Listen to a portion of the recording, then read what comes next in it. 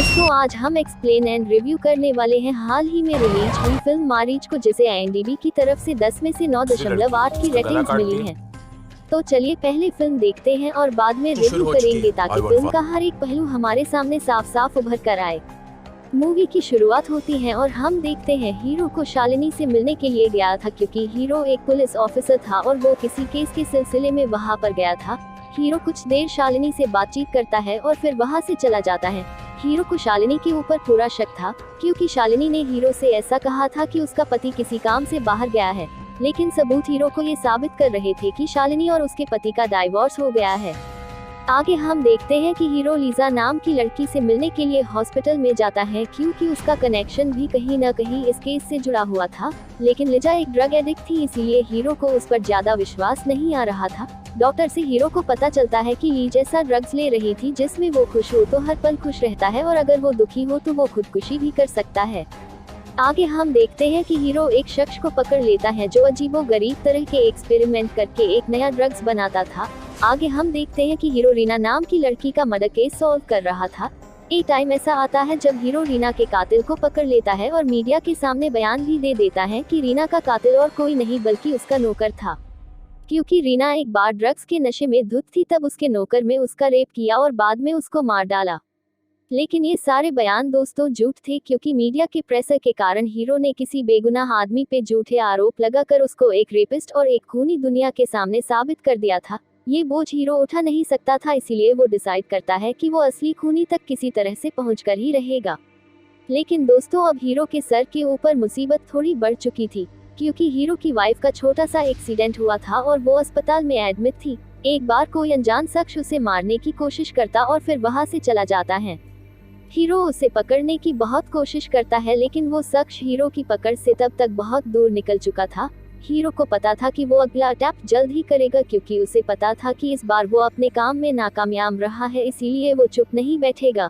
Hero अगली बार अपनी पूरी तैयारी के साथ अपने घर पे मौजूद था। जैसे ही कातिल वापस आया, उसी वक्त हीरो उस पर अंधी तूफान के साथ उस पर झपट पड़ा। कातिल ने उसे भागने की बहुत कोशिश की, लेकिन एक निशानी के जरिए आखिर में हीरो ने उसे पकड़ ही लिया। आगे राजीव यानी हीरो सारे पुलिस ऑफिसर को कहता है कि इस केस में महेश नाम के शख्स की एंट्री हुई है, क्योंकि वो चाइल्ड ट्रैफिकिंग का धंधा करता था। और एक बार राजीव एक लैपटॉप जो एक एविडेंस था वो अपने घर लेकर चला गया था। महेश उसे लेने के लिए ही मेरे घर गया था, लेकिन मेरी बीवी ने उसे पहचान लिया था, इसीलिए महेश ने उसे मारने की कोशिश की थी, लेकिन वो अपने काम में नाकामयाब रहा था और आज वो जेल की सलाखों के पीछे है।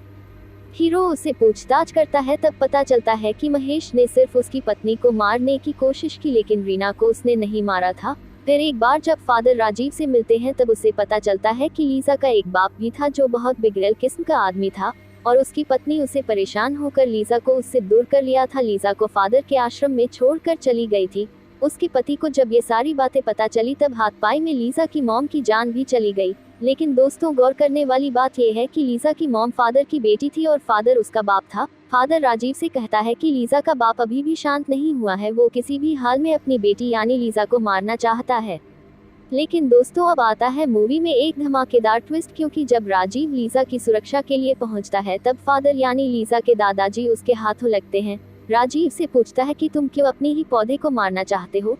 तब फादर उसे कहते हैं कि मेरी बेटी के मरने के बाद मैंने उसे वादा किया था कि अगर लीजा तुम्हारी ना हुई तो मैं उसे उसके बाप की भी नहीं होने दूंगा। एंथनी यानी लिसा का बाप अपनी पत्नी को मारने का जुर्म में उसको कैद की सजा हुई थी। फादर को पता था कि जैसे ही वह जेल से छूटेगा, वह अपनी बेटी से मिलने की कोशिश करेगा, और अपना वादा पूरा करने के लिए एक दादा ही अपनी पोती को मारने के लिए मजबूर हो गया था। आखिर में दोस्तों राजीव एंथनी को उसकी बेटी से मिलने की इजाजत दे देता है, लेकिन जैसे ही एंथनी उस कमरे का दरवाजा खुलता है जिसके अंदर उसकी बेटी थी, तभी मूवी की एंडिंग हो जाती है। अब दोस्तों यह जानना है कि लीजा अभी तक जिंदा है या नहीं, वह इस मूवी के दूसरे पार्ट में पता चलेगा जब इस मूवी का दूसरा पार्ट आएगा।